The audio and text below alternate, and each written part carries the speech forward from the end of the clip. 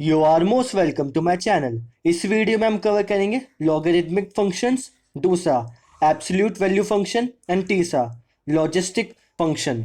चलो शुरू करते हैं लॉगरिथमिक फंक्शन से। अगर हम लॉगरिथमिक फंक्शन का ग्राफ देखेंगे तो वो काफ़ी सिमिलर होता है किससे, स्क्वायर रूट ग्राफ से। बट दोनों में डिफरेंस भी होता है। अगर हम स्क्वायर रूट फंक्शन को देखेंगे तो वो 0,0 से स्टार्ट होता है और राइट की ओर जाता है। बट लॉग वाले में देखेंगे तो क्या होगा, ये 0,1 से स्टार्ट होता है और same as it is square root वाले की तरह चलता है, बल्कि ये नीचे भी जाता है वाई एक्सिस के, जो कि क्लोज टू माइनस इन्फिनिटी होता है। और अगर आपको याद हो तो जो लॉग होते हैं वो इन्वर्स होते हैं किसके, एक्सपोनेंशियल के।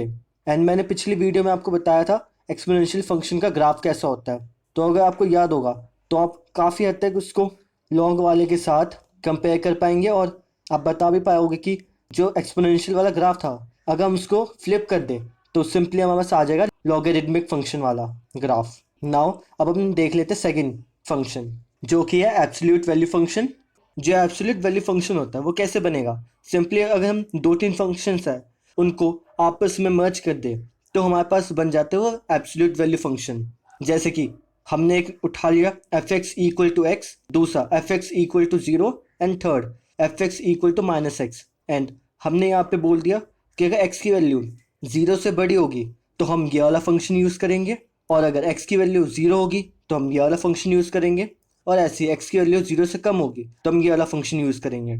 और अगर इन तीनों को हम साथ में कंबाइन कर दें तो क्या बन जाएगा, y equal to mod of x। And इसी को हम कहेंगे एब्सोल्यूट वैल्यू फंक्शन। तो फिर ये जो राइट वाला रीजन है वो कौन से फंक्शन का है, y इक्वल टू एक्स वाला।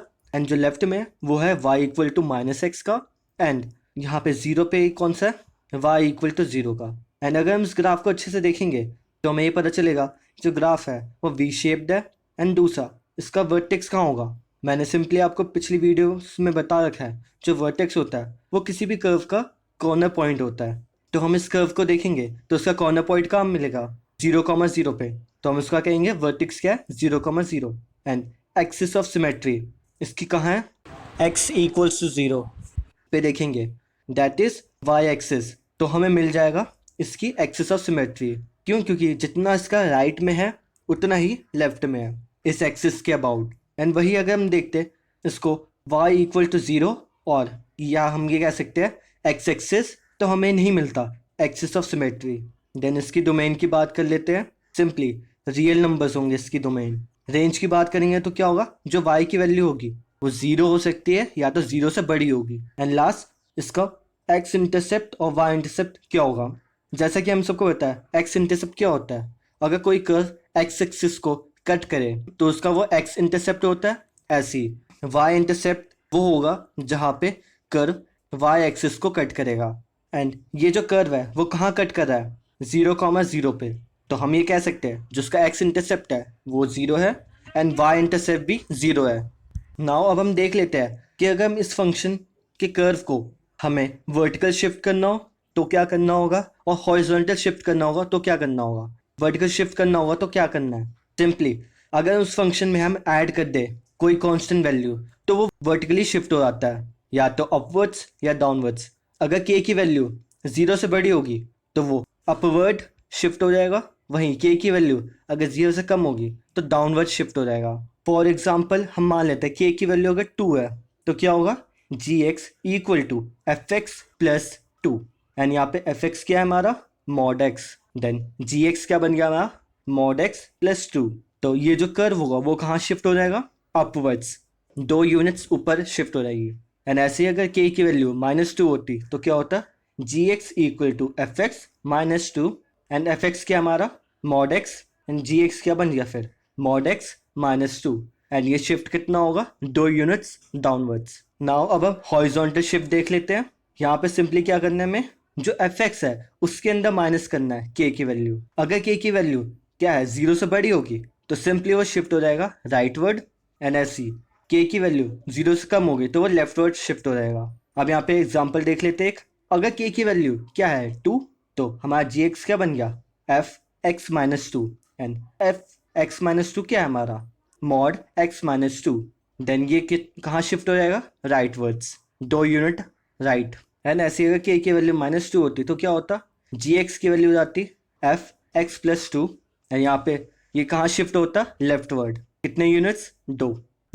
नाउ अब हम बात कर लेते हैं थर्ड फंक्शन की, जो कि है लॉजिस्टिक फंक्शन। ये सिंपली एक हाइब्रिड फंक्शन होता है किनके बिहेवियर्स का, पहला एक्सपोनेंशियल, दूसरा पावर और तीसरा रैशनल फंक्शंस का।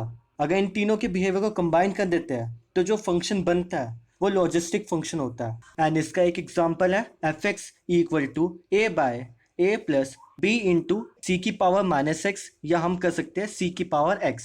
एंड यहाँ पे जो b है वो सिंपली वाई इंटरसेप्ट को डिनोट कर रहा है, एंड यहाँ पे जो c है वो बेस को डिनोट कर रहा है एक्सपोनेंशियल फंक्शन के। एंड a सिंपली डिपेंड करेगा किसके बिहेवियर पर, एक्सपोनेंशियल फंक्शन के। यहाँ पे c की पावर -x हो या c की पावर x हो तो वो डिफर करवाएगा a की वैल्यू को। नाउ अब हम कुछ कंडीशंस देख लेते हैं। जब c की पावर x हो तो क्या होगा फंक्शन में, एंड ऐसी c की पावर -x हो तो फंक्शन में क्या चेंजेस आएंगे। तो सबसे पहले बात कर लेते हैं c की पावर x की। अगर c की वैल्यू 1 से बड़ी हो तो जो cx वाला कंपोनेंट है वो ग्रो करेगा। कैसे, अगर c की वैल्यू हमने एज्यूम कर ली 2 है तो यहाँ पे जो x है वो वेरिएबल है इंक्रीजिंग ऑर्डर में 1 2 3 4 5। तो 2 की पावर 1 2, 2 की पावर 2 4, 2 की पावर 3 8। एंड यहाँ से क्या पता चला, जो c की पावर x है वो ग्रो करेगा जैसे जैसे x की वैल्यू बढ़ेगी। तो जो फंक्शन है उसका डिनोमिनेटर वाला पार्ट बढ़ रहा है, जिसके वजह से क्या होगा, जो ओवरऑल फंक्शन की वैल्यू है वो डिक्रीज हो जाएगी। अब हम देख लेते हैं c की पावर x का सेकंड कंडीशन। जब c की वैल्यू 0 और 1 के बीच में हो तो जो cx होगा वो डिके करेगा। कैसे, एक एग्जांपल के साथ समझते हैं। c की वैल्यू अगर हम अज्यूम कर ले 0.5 है तो 0.5 का 0.5 की पावर 1, 0.5 की पावर 2 एंड 0.5 की पावर 3 क्या क्या आएगी, एक बार आएगा 0.5, देन 0.25, देन 0.125 आएगा। तो यहाँ से इसकी जो वैल्यू है वो डिक्रीज हो रही है। तो डिनोमिनेटर वाला पार्ट डिक्रीज हो रहा है तो इसकी वजह से क्या होगा, जो फंक्शन की वैल्यू है वो ओवरऑल बढ़ जाएगी। नाउ अब हम देख लेते हैं c की पावर -x की दोनों कंडीशंस कौन कौन सी है। अगर c की वैल्यू 1 से बड़ी हो तो क्या होगा, c की पावर -x डिके करेगा। कैसे, अज्यूम कर लेते हैं c की वैल्यू क्या है 2, देन 2 की पावर -1, 2 की पावर -2, 2 की पावर -3। तो यहाँ पे क्या है, पहले हमारे पास आएगा हाफ, देन 1/4, देन 1/8। तो यहाँ से हमें पता चल गया जो वैल्यू है वो डिक्रीज हो रही है। तो जो यहाँ फंक्शन की वैल्यू होगी वो इंक्रीज हो जाएगी। कैसे, डिनोमिनेटर डिक्रीज हो रहा है तो ओवरऑल फंक्शन की वैल्यू बढ़ जाएगी।